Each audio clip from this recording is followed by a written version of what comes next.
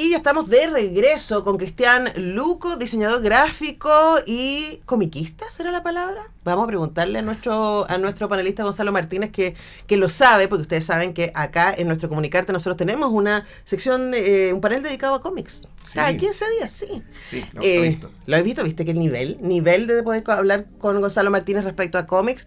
Y ahora estamos con Cristian Luco a propósito de su más reciente trabajo que se llama El caso Ardelean. A lo mejor a ustedes, a los que les gusta el cómic, les suena La Grieta, que es una trilogía, ¿no? Sí. Primero que todo, muchas gracias. Bienvenido, Cristian. Muchísimas gracias por el espacio, Antonella. Un gusto acércate un poquito acá. Más a mí para que no te me salgas del plano. Mira, perfecto. Ahí está el plano. Ya, ahí creo que estamos bien. Ahí estamos bien. Y bueno, sí, mucha gente quizás le suene muchísimo más La Grieta, que es mi primera obra de forma autónoma. Yo soy diseñador gráfico justamente y sí, podría decirse comiquista, historietista, autor de cómic, no sé, creo que no hay muchas etiquetas alrededor de todo esto. Y partí con las historietas justamente con La Grieta, es un cómic que publicamos junto a Cuadernísimo, la editorial de la cual soy parte, el año 2018. Un trabajo que comencé muchísimo tiempo antes, el 2016, comencé a trabajar en aquello, lo cual fue un punto de entrada muy interesante para mí porque en ese entonces yo no había escrito nada todavía. Había trabajado como coautor ilustrando otras historietas con Gilberto Villarroel, El modelo de Pickman, una adaptación muy libre del relato de Lovecraft. Y quedé con este gustito y esta gran como descubrimiento de que uno puede hacer proyectos en torno a lo que a uno le gusta. Yo creo que es algo como súper fundamental como en mi camino. Y hubo, por supuesto, muchos proyectos editoriales, narrativos, audiovisuales también entre medios, pero siempre quedé con las ganas de volver a trabajar en algo relacionado a la historieta. Y con estas ganas también de poder crear algo desde cero, y me comencé a aventurar en el asunto de la escritura, que a mi parecer es una de la parte fundamental de la narración y del cómic, que si bien hay mucha imagen, uno también tiene que estructurar la historia por lo menos en una parte escrita, en un inicio, para por lo menos poder ordenarse.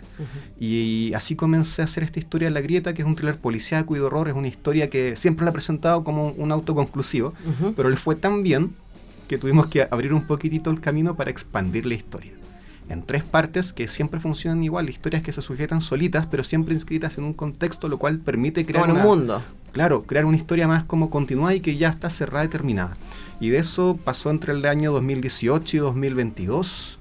Obviamente hay muchos proyectos entre medios, otras historietas como Salchicomic, que son historias inspiradas en Samuel, mi perrito que existe en la vida real, que lo tenemos junto a Coté Meneses, que es mi socia en Cuadernísimo, editora y también pareja. Y siempre está obviamente la inquietud de seguir haciendo historias de misterio y horror, que a mí en lo particular me gustan muchísimo. Hasta que llegó el momento de adentrarme en este proyecto que lo tenía muy como pendiente, era algo que quería volver a hacer. Y ya estamos acá con El caso Ardelean, una historia nuevamente de misterio y horror, que es una historia completamente independiente y aparte de todo lo que he hecho, lo cual invita a cualquier lector a poder adentrarse sin necesidad de leer ningún trasfondo. Pero hay ahí un cruce. Por supuesto que hay un cruce, muy pequeño, muy sutil, pero que más que una condición es un guiño. Un punto de guiño o de enriquecimiento. Si alguien leyó La Grieta, por ejemplo, va a encontrar ese punto que le enriquece la historia, pero no afecta en nada si no la leíste. Ahora, Cristian, antes de llegar a exactamente tu interés por el policial de horror, que es lo que tienen en común La Grieta y el caso Ardelean, pregúntate, tú eres autodidacta, ¿no? Estudiaste diseño gráfico, entonces cuéntanos cómo empieza, como alguien que viene de ese mundo, que por supuesto sin duda te da habilidades para la narrativa, que significa el cómic, cómo se arma uno solito, cómo fuiste aprendiendo, cuáles fueron tus influencias, cómo se armó ese camino. Primero que todo, yo creo que esto para cualquier persona siempre parte por tener el gusto por la narrativa, ya sea a través del cine o de las series o de la literatura o historieta. Si no tienes este gusto de base, siempre es como un poquito más complicado adentrarse, porque uno, en la medida que le gustan las cosas, también comienza a experimentar, a ver como juego, como qué tal me podría resultar algo así. Y si bien tengo una formación de diseñador gráfico, por una parte siempre me ligué mucho al ámbito editorial. Y en la cercanía del libro tengo también un bagaje que me ha permitido entender ciertos aspectos a nivel de la producción. Pero respecto a lo que es la narrativa como tal, que no es algo de la naturaleza de mi área, tiene que ver por los proyectos con los que trabajé a lo largo de la práctica profesional, trabajos posteriores, proyectos independientes que siempre me fueron ligando de alguna forma a esto. Justamente cuando llegué a hacer mi práctica profesional, en ese entonces una editorial que se llama Media, que uno de los socios es Gilberto Villarroel, novelista, actualmente vive en Francia. Él ha publicado los libros de Cochrane versus Chulu, por ejemplo. Entre otras cosas. Entre otras cosas. Porque a mí Santiago Somí me parece fabuloso. Sí, es una historia. De hecho, esa historia con Gilberto hicimos un safari antes de que se fuera a vivir a Francia, porque hicimos todo el recorrido por la capital en Santiago para ayudarlo a determinar cómo sería el recorrido de los personajes. Y de hecho, la anécdota de eso es que iba a ser una historieta. Puede serlo todavía. Iba a serlo. Y alcanzamos a hacer páginas. Gilberto luego se embarca rumbo a París y quedó eso pendiente. Y fue ahí cuando yo tuve la inquietud justamente de decir, pucha, quedé con las ganas de hacer otra historieta. Entonces voy a hacer mi propia historieta. Y ahí comencé a escribir. Y de hecho Gilberto ha sido un personaje súper activo. He tenido mucha como apoyo formativo de parte de él, porque justamente yo me seguí vinculando con él, ya sea con proyectos o también en una amistad que hemos compartido muchas cosas. Trabajamos juntos en proyectos editoriales, por ejemplo, como el libro Lovecraft vive en Chile, donde hice la parte del ebook, y entonces tras ver este libro muchas veces, que es el guión cinematográfico de la película que hizo el Chilean Gothic, pude aprender cómo se estructuraba un guión cinematográfico, que el cine es una disciplina que está muy apegada a lo que es el cómic. Sí, claro. Y de esa manera poder entender cómo estructurar una historia en texto para luego traducirlo a la historieta. Y esos son justamente los aspectos que me permitieron meterme en el tema de la narrativa gráfica. Claro, porque uno puede pensar un escritor tan talentoso como, por ejemplo, Gilberto. Yo leo varios de sus libros y también lo he tenido la oportunidad de entrevistarlo muchas veces. Construyes todo el mundo a partir de las palabras y confiando en la imaginación de tu interlocutor, ¿no? Que va a ir trabajando, incluso cuando, por ejemplo, hay algunos referentes que uno de la cultura pop que uno puede tener más o menos en la cabeza, como Lovecraft, ¿no? Pero de nuevo tenemos una imagen de Tulu que no estoy segura si es exactamente como lo describe Lovecraft. Yo creo que hemos tratado de hacer una traducción más simple, porque a mí por lo menos me pasa que leo a Lovecraft y no tengo cómo imaginarme lo que él describe, ¿no? Luego, cuando hablamos de la narrativa en historieta, ahí hay una narrativa a dos niveles, lo que dicen las burbujitas, ¿cierto? Que podrían ser los diálogos o los textos, pero también lo que la imagen muestra. Y preguntarte a ti sobre ese equilibrio, ¿no? De no sobreexplicar, sino que permitir que las imágenes hablen. Y esa es la gracia finalmente de leer una historieta, un cómic o una novela gráfica, de que efectivamente uno tenga que detenerse y no solamente ir saltándose de cuadrito a cuadrito. Sí, tiene una complejidad y una naturaleza distinta a lo que es la escritura en texto, como una novela, justamente por todas las cosas que tú vas indicando. Y también obedece al estilo narrativo que uno quiera implementar en la historieta. Existen historietas que, por ejemplo, no llevan nada de texto. Y se puede construir una narrativa súper legible. Así como también hay algunas que tienen bastante texto, pero porque también puede ser necesario eventualmente para lo que uno quiere narrar. O en mi caso, que hay muchas veces que voy implementando, por así decirlo, situaciones cruzadas, donde la imagen me va mostrando determinadas cosas que en sí mismas narran un acontecimiento, pero a la vez, y de forma paralela, los textos hablan de otra cosa. Que pueden tener cierta relación, pero que de alguna forma te van ampliando los recursos narrativos. Siempre tiene que ver cómo uno lo quiere contar, pero también hay un desafío ahí de poder ir economizando quizás texto, sí, claro, para poder justamente darle cabida a las imágenes en cómo se quiere mostrar. Es algo que tratamos de ponerle mucha atención. Yo a veces me excedo quizás un poquito en cuando escribo, y pasamos mucho con Coté, con mi editora, en este ejercicio. A ver, ¿sabéis que veamos cómo podemos economizar o reducir un poquito esto para darle más espacio a la imagen? Es un reto porque uno a veces se explaya. Entonces, claro. Pero es importante tenerlo presente, y es algo que intentamos hacer mucho. Pero claro, es un desafío. Creo que se presta para hacer cosas muy entretenidas y muy diferentes. A veces doy más espacio a los textos. Tengo páginas a veces sin nada de texto, donde se explica más en imágenes. Otras donde hay muchísimo diálogo. Y yo creo que ahí es algo bien bonito e interesante, que tú puedes jugar con eso. Y bueno, como cualquier soporte en realidad. Sí, bueno, en este caso, el caso Ardelean tiene harto de ambos. Pero hay unas imágenes que son muy poderosas, porque finalmente es body horror a lo que nos enfrentamos acá, ¿no? Hay una especie de casa maldita, podríamos decir, en este pueblo, que genera mucho misterio, y de hecho tanto así que es como los niños saben y juegan alrededor de ella, ¿no? Y saben que hay una familia ahí, pero a la familia nunca se la ve. Estoy contando como con lo que empieza la historia, y empieza con un interrogatorio. Sí. De este hermano mayor, Elian, que en la búsqueda de su hermano menor él llega a la policía cubierto de la sangre de su hermano menor. Entonces, por supuesto, se sospecha que él es el principal, él es el asesino, ¿no? Y lo que vemos es este relato que él le hace al investigador, contándole algo que el investigador no puede creer porque es absolutamente sobrenatural, ¿no? Entonces, a mí me pasó, Cristian, mientras te leía, era que uno podía reconocer ciertos referentes literarios, y también me pasó que pensé mucho en Mike Flanagan, que no sé si era un referente para ti, pero es como...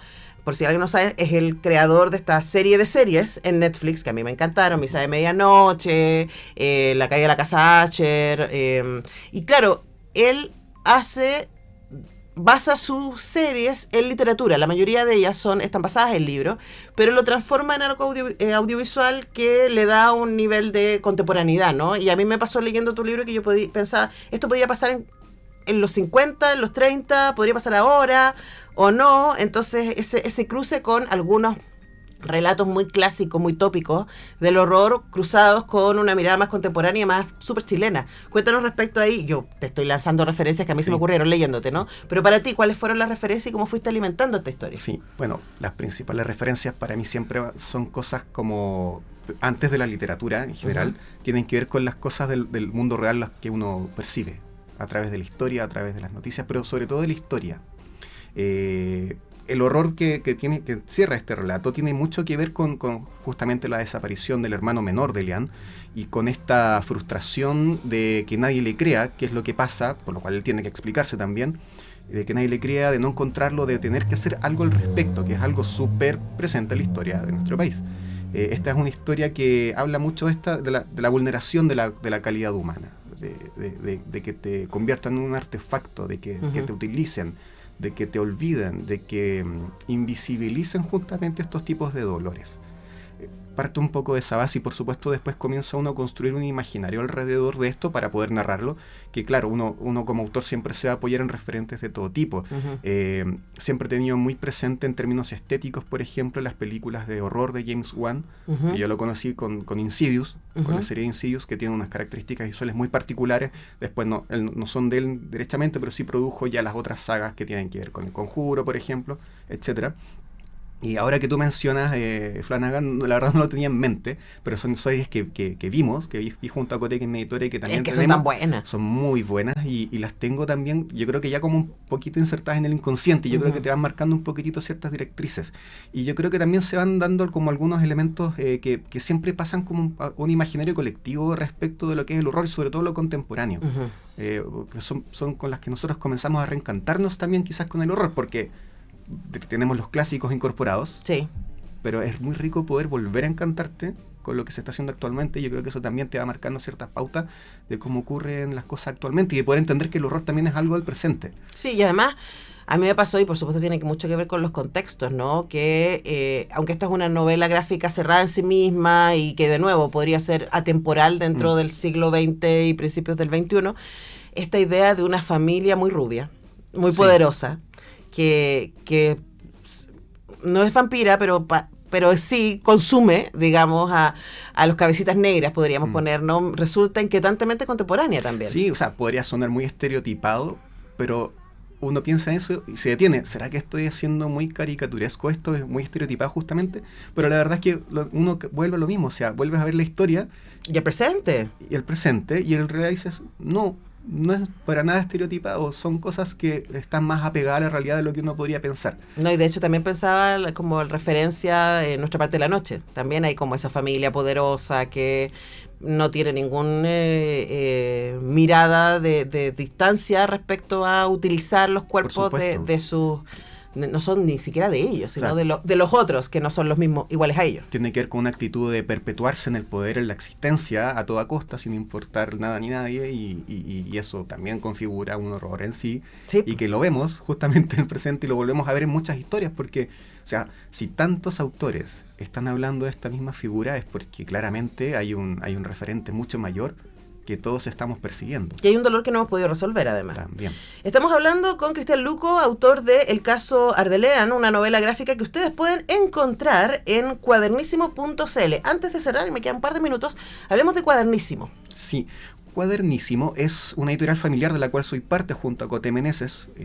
socios, ella es la editora, y además somos pareja, por eso la denominamos como editorial familiar, que promovemos mucho el uso del papel, tanto la escritura o el dibujo como la lectura. De hecho, nosotros comenzamos hace 13 años haciendo encuadernaciones cosidas a mano, hechas a la antigua, rescatando un oficio patrimonial muy bonito, cuadernos que te duran para toda la eternidad, lo puedes después traspasar a otras familiares, amigos, quien sea, justamente porque nos encanta trabajar en materiales en papel y encontramos que es un ejercicio muy bonito que por supuesto se ha ido perdiendo un poco, pero hay mucha gente que lo ocupa y lo sigue haciendo con mucho cariño. Y además la lectura justamente en papel, por cómo uno se crió leyendo sus historietas, sus libros, para poder seguir haciendo este ejercicio que es muy rico. En Cuadernísimo, si bien tenemos una gran línea de cuadernos cosidos a mano con muchas ilustraciones que también hacemos nosotros, también van a encontrar el catálogo de historietas. Por un lado, todas las historias de horror que estábamos mencionando, como el caso Orwellian, la trilogía de La Grieta, pero también historietas para un público más dog lover, como es en el caso de Salchicomic, que son historias de humor y aventuras. Y ojo, no son historias solo para niños.